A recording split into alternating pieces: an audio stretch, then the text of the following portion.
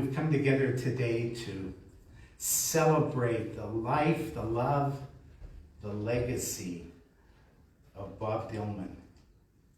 And welcome to all of you who are able to be here in person, acknowledging that many cannot. So, for those of you unable to be here, we are live streaming the service, and welcome to all of you, friends, other family, and we can't imagine how many people would be here. There would be many, right? If these were normal times. So welcome to all of you. And those of you who are unable to see it live, we know that it will be available on Donald Brown's website for you to see it as well. So I'm grateful that Brian will also, friend for life, I think, can we call you that? We'll be sharing wonderful thoughts as well. So, you know, this is called a celebration of life. And there's so much to be grateful for. I had the opportunity to speak with Francie and Brian before we started here just a couple of days ago. And I got to tell you, I was very impressed with Bobby's story. Some of you will call him Bob, Bobby, Uncle Bobby, but whatever name that you use, I know that it's a name of affection and respect and love. So just to give you some idea, Bobby had 331 friends on Facebook. And 115 wished him a happy birthday. Just to give you a sense of the number of people that Bob touched over the years. And he made a profound difference. So, you know, we're here to celebrate the impact that he had and to be inspired by his story. He was given 3 wonderful gifts. I call them gifts. I use the word gifts because I think that gift inspires gratitude. It does for me. I hope it does for you. We're grateful for the gift of life that was given to Bob. We're grateful for the gift of time, 61 years. And believe me, as I say that, as someone who in my vocation as a minister came to understand early in my calling, my vocation, that death is no respecter of the stages of life. So I hold every day as gift. Every day is precious. Never assume that we are entitled to a certain number of days. Live every day fully. That's my view. So, for the gift of life, for the gift of time, and for the gift of family, some of you were able to be here, others not. How grateful we are. So with that introduction, Brian, I'm going to invite you to come. I know that you have some special things to say about your friend, and we're all looking forward to your eulogy. So, Brian, please come now. We appreciate it very much.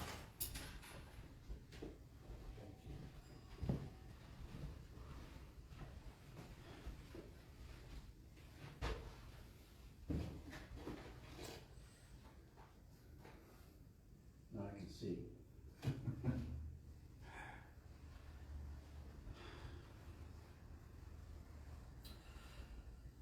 Robert Dwight Dillman was born on March the 10th, 1960. Bobby was the first and only son of Robert and Fran Dillman. He was the younger little brother to Dale and to Debbie. And a couple of years later, he became the older brother of Francie. Now, being the only male sibling, the three sisters soon came to a full understanding of the family dynamics Bobby brought to the Dillman household. I'm not saying he was the favorite sibling, but he was the only one to have a huge portrait of himself hanging in the dining room. During Bobby's life, he played many roles. He was much loved as a son. He was cherished as a brother by his sisters, who have many fond memories of him. But perhaps the role which had him provide the biggest impact on everyone was his role as Uncle Bobby, best friend and buddy to many of us. I'm going to tell you a little story about each of these roles, and maybe you will gain some insight as to how Bobby will continue to have an impact on you. My name is Brian Muir. I'm 62 years old now. I grew up in a little hamlet called Tapleytown, which is in Upper Stony Creek. 52 years ago, a new family moved into my grandparents' farmhouse, also in downtown Tapleytown, where I had spent a good part of my childhood. And also my mother, Betty, grew up in this house. So you can appreciate, we were watching very closely who would be moving into our family's heritage. Well, this new family was the Dillmans. Robert and Fran, along with their 4 children, had outgrown their modest little house on Upper Mount Albion Road, and the Thomas farmhouse was a perfect solution. Now, 52 years ago, this represented a 20% increase in the population of Tapleytown, and a serious impact on the social fabric of the community. The impact was immediate. Robert and Fran were instantly accepted into the Tapleytown jet set, with Morgan and Marion Watt taking them under their wing. The girls made new friends quickly, and Bobby became my new best friend because his sisters were better looking than anyone else's. It didn't take long for Bobby and I to grow close. We had a lot in common, and we recognized it immediately. He played baseball, he played golf, not too well. He played football, he played ping pong extremely well. He played euchre and cribbage very well. He played blackjack so terribly that the Las Vegas dealers had him go to the beginner's table. He played poker very well, and he played hockey, both on the ice and on the street. It was our common love of hockey that brought us together every day after school, and we would spend hours playing street hockey, and every Saturday night cheering for the Leafs. He enjoyed bowling, and we bowled after every Leaf game Saturday night until the wee hours of Sunday morning. We still bowled together every Monday night. As we grew up, we found we have even more in common. We both loved math, and we competed against each other. Even though Bobby was 2 years younger than me, he managed to be in my grade 12 math class, and if memory serves, his marks were better than mine. We had the same taste in music, as our favorites were Led Zeppelin, Aerosmith, Kiss, Nazareth, Kim Mitchell, Rush, AC/DC, Pat Travers, and the Cars. We both liked girls. I, however, preferred to stick to one, and only one at a time. And I'm still stuck to her. I love you, Lisa. Well, Bobby preferred to make friends with as many as possible. We both learned to love a pint of beer. Well, actually, a few pints of beer. We started with Miller Lite, tried Crystal, OV, oh yeah, and finally Coors Light. We didn't do drugs. We were good little boys who went to church. Well, at least on Saturday to clean it. Even as we went off to different post-secondary schools, Bobby at Mohawk and I went to McMaster. We remained close. By this time, we were very much brothers, and we shared a lot together. Bobby's outgoing personality allowed him to meet many new friends at Mohawk, especially at the Arnold Center. And he introduced Lisa and I to a whole new social scene. Upon graduation, Bobby laid the foundation for a successful career and was ready to face life's challenges. He got a job at Dofasco as an electrician in the electrical construction department in the number 2 melt shop just being created. And there he was quickly accepted as one of the boys. It was also there that he met his good friend Wayne Cowan and strengthened his friendship with John Verboom. He had his own car, very supportive family, and a great group of friends. Life was good. Then, on the August long weekend in 1981, a terrible car accident happened. The results left Bobby paralyzed. The sight of him in intensive care, strapped to the striker frame, a halo drilled into his head, broke my heart, as it did all of Bob's family and friends. Confirmation by the doctors a week or so later that the damage was permanent broke our hearts again. Now, having worked with Steve Gastold and Al Clark and Randy McConnell, who were all quadriplegics at Participation House, at least helped Lisa and I prepare for the challenges that now face Bobby. But Bobby himself nor his family had any real idea. It was during the process of rehabilitation that I truly learned the person of who Bob Dillman was. He was a fighter, a challenger, a goal setter, a very determined individual. Once Bobby set his mind on a goal, he's headstrong and committed to achieving. He doesn't take no for an answer easily. For him, there's always another way to get there. He was very much a results-orientated person, but with the patience of a nun. With one goal achieved, he sets another one. Goals started out simple, but not insignificant. Brushing your teeth, sitting up straight and feeding yourself, combing your hair, and all the other little things that you and I take for granted were now little challenges to be overcome. With each one, encouragement and support came from family and friends, but not so much so as to make Bobby dependent. He wanted, as much as we wanted him, to be as independent as possible. Soon he was dressing himself, transferring in and out of bed by himself, drinking a beer by himself. He was setting goals and achieving them, and after about a year of rehab, it was time to go home. His brother-in-law, Al Bennett, had renovated the bedroom and bathroom, as well as built a ramp into the side entrance of his parents' home in Tapleytown. Bobby was ready to get back into the real world. Now, Bobby was responsible for many of us who got together. Some are still together, others are not. To celebrate getting out of the hospital, Bobby invited some friends to the Old Mill restaurant in Ancaster.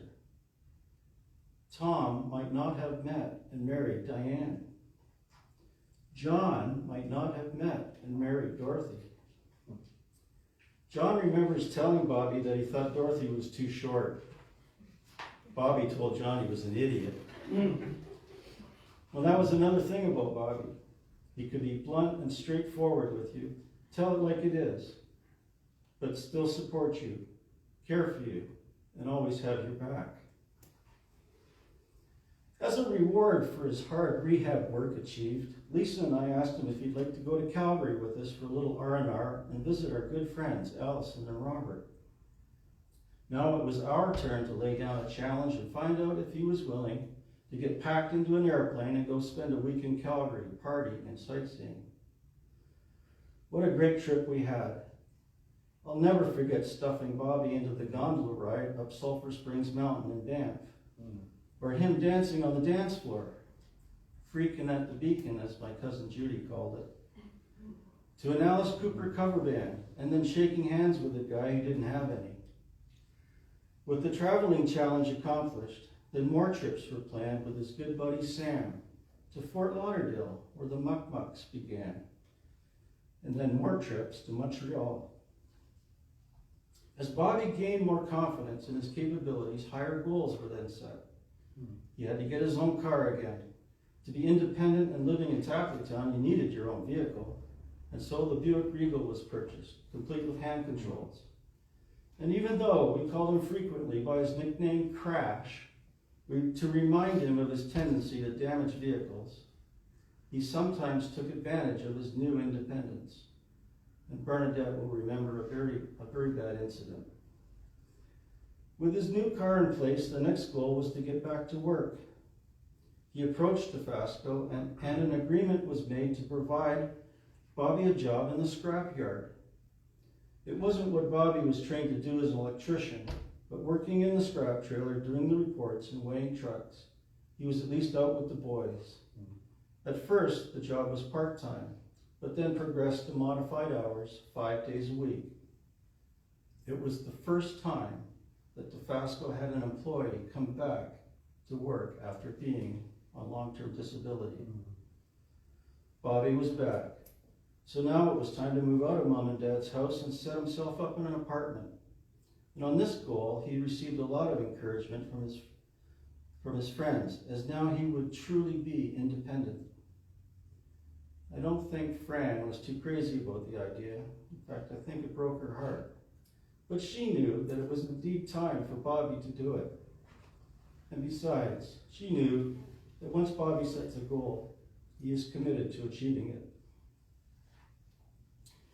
Of course, there were not always constant move forward. As goals were achieved, some setbacks occurred, creating more challenges. The spasms in his legs got so severe they nearly caused him to fall out of his chair.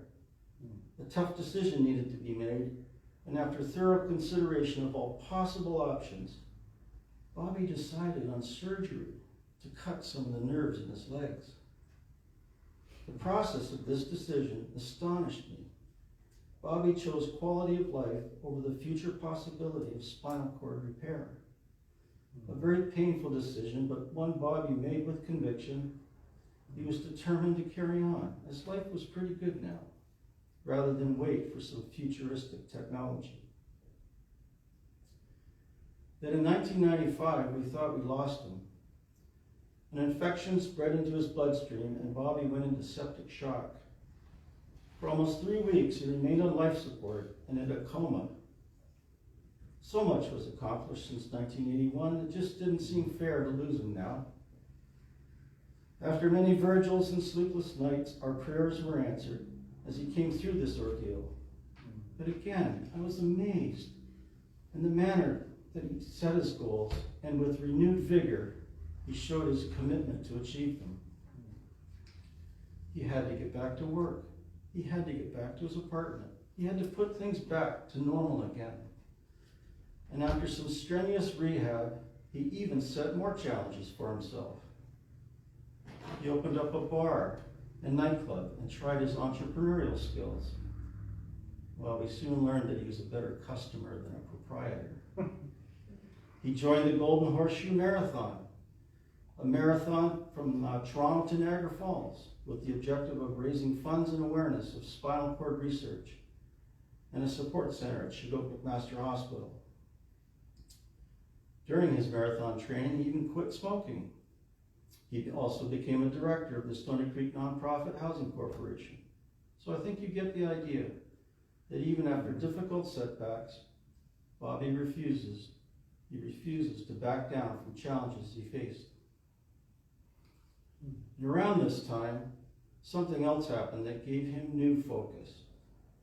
He became an uncle when Amanda was born.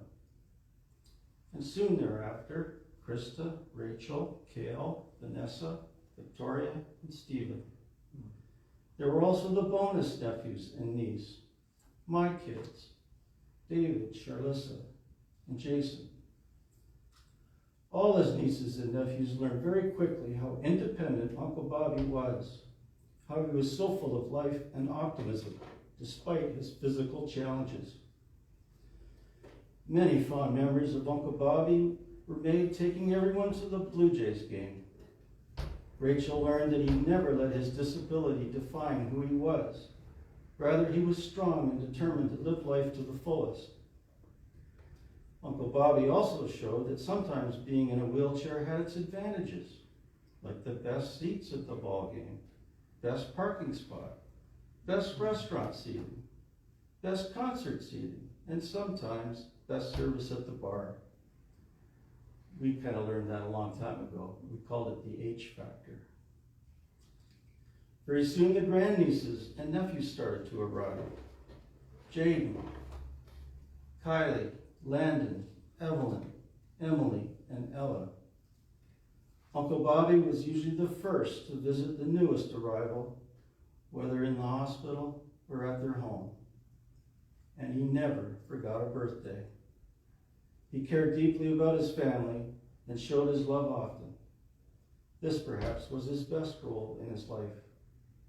That and being a best friend and buddy to many of us. He continued to challenge himself and set goals. He even tried marriage, but as we know, that didn't work out. But at least he did experience falling in and out of love. And I'm sure he has used that experience to counsel many of us. His very good friend, Steve Gastold, finally convinced Bobby to go on vacation with him and a group of Steve's friends to Cuba. Well, that created another whole circle of friends. I sure hope Steve and Crash are enjoying a couple of Dos Equis on Heaven's Beach right now. Not only these new friends were touched by Bobby's personality, he also became a good friend to Yadira, who named Bobby as godfather of her daughter Valentina.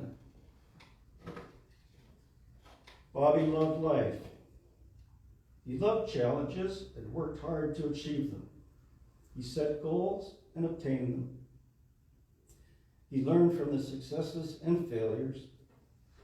He was a genuine soul. He cared about people. He did not let his handicap define him as a person.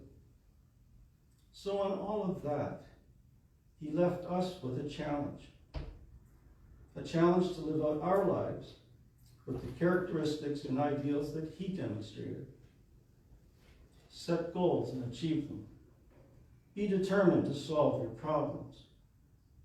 Demonstrate optimism. Be a good son or daughter. Be a good brother or sister. Be a good uncle or aunt. Be a good friend. If we do these things, we will honor him best.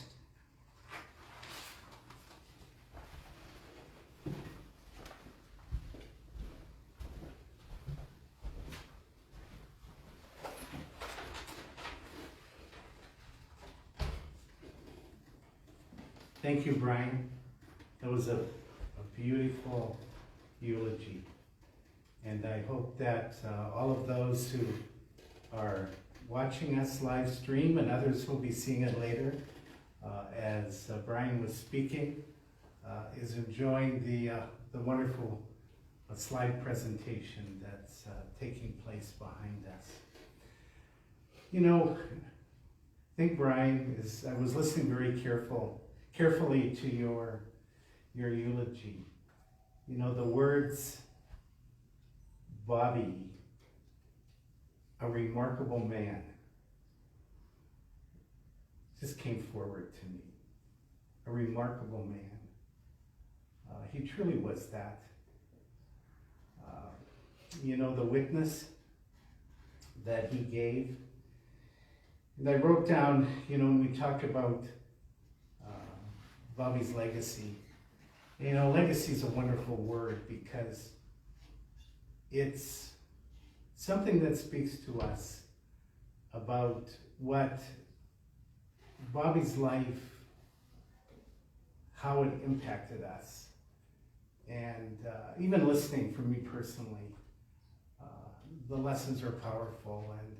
And I hope that all of you who are able to see it in this way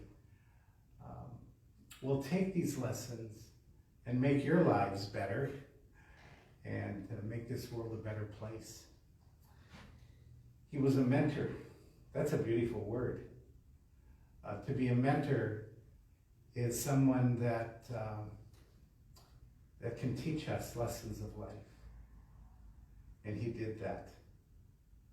And I tried to write out some of the things that you mentioned, Brian, that he set goals.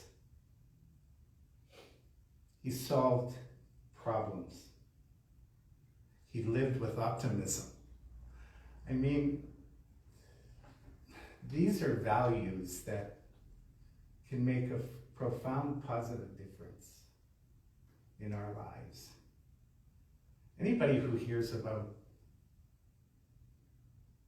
Bob's story, I think will be inspired. There's got to be some way that someone will write about Bob and keep the message of his life presented forward, so that, you know, the generations of the family to come will know that here's someone who faced, I think, a challenge that could not be greater. And he took that challenge and he lived his best life.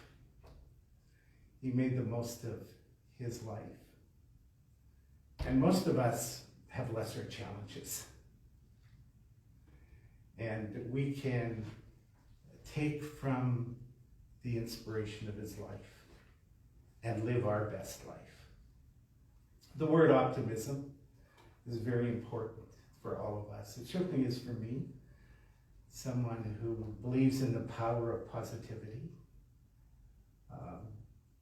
Just quickly, some of the benefits of positivity are increased lifespan, lower rates of depression, reduces stress, better psychological well-being. And he committed himself to optimism, to positivity. And if Bobby did that, how much more should we be able to take that and to apply it in our lives, even in the face of the challenges that we face today in our society?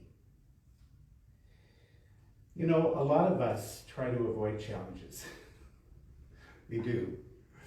We try to avoid challenges, escape them somehow, but it seems that Bobby, he needed them.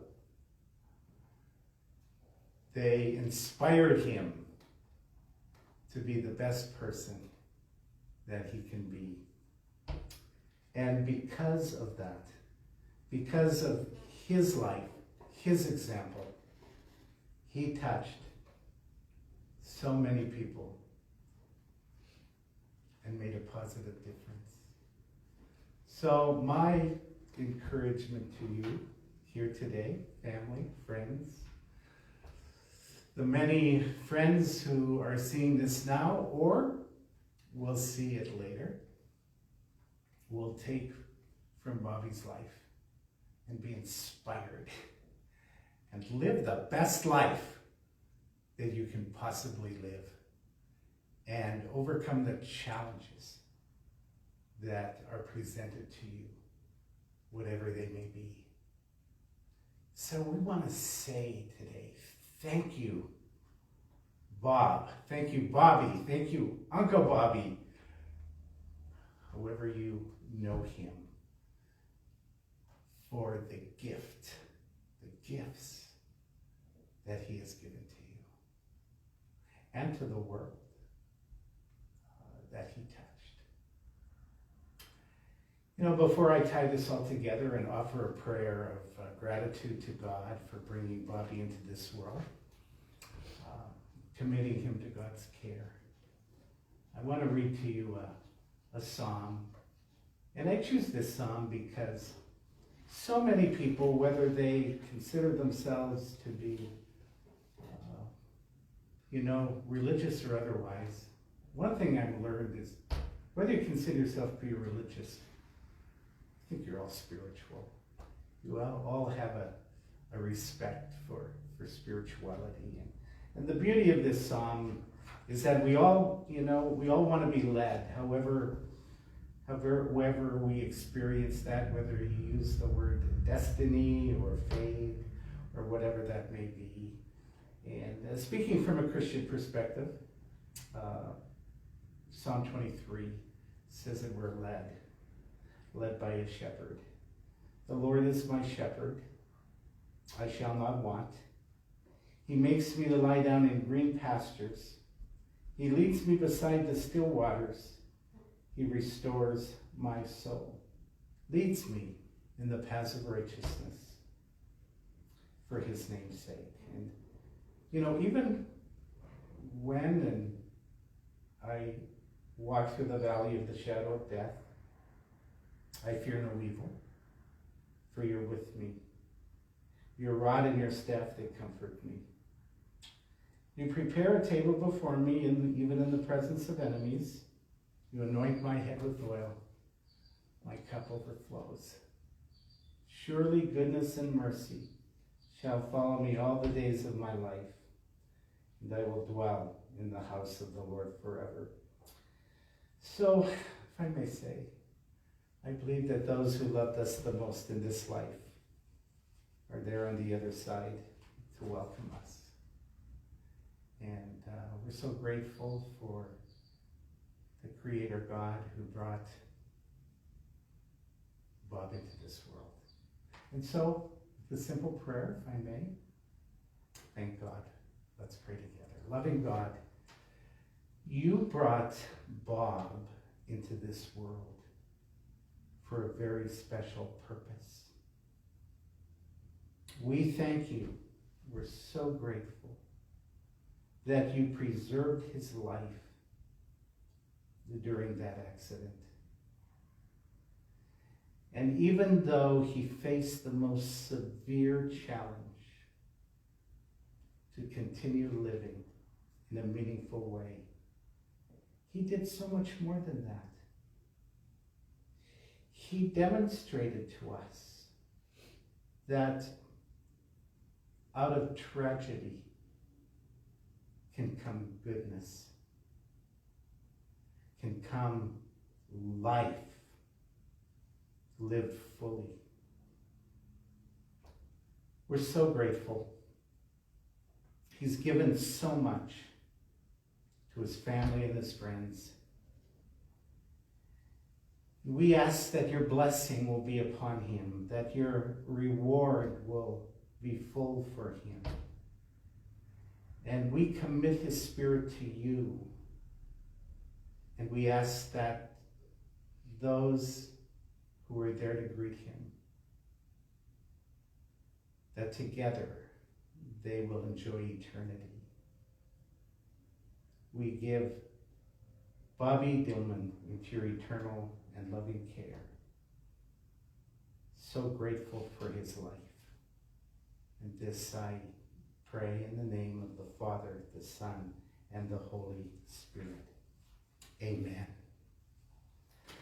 So, in a moment, I'm going to invite you to stand for the closing blessing. And thanks, everyone, whether live stream or those of you who will see it later.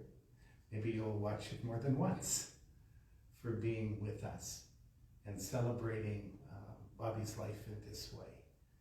And his legacy deserves to be carried forward. Thank you. Please stand with me. The blessing of St. Patrick. May the road rise to meet you. May the wind be always at your back. The sun shine warm upon your face. The rains fall soft upon your fields. Until that day, when you meet again, may God hold each of you in the palm of his hand. Amen. Thank you so much. This concludes our service.